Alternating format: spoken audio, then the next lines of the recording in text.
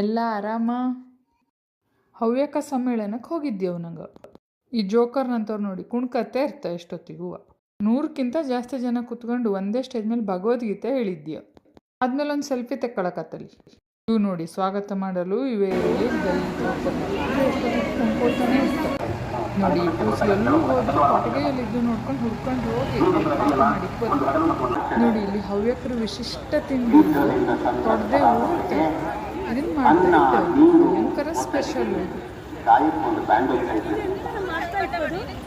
ತೊಡೆದವ್ರು.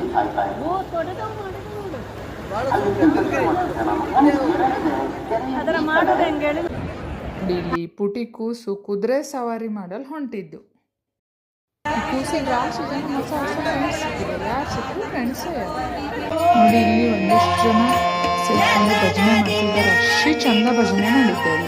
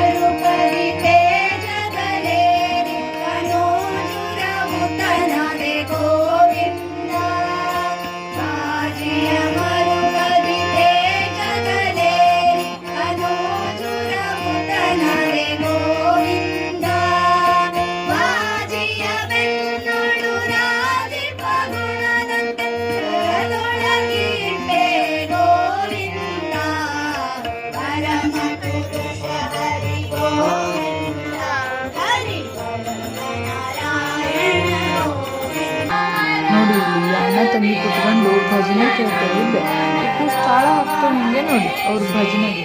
ಅದಕ್ಕೂ ಅಷ್ಟೇ ಇಷ್ಟ ಆಗಿ ಅವ್ರ ಭಜನೆ.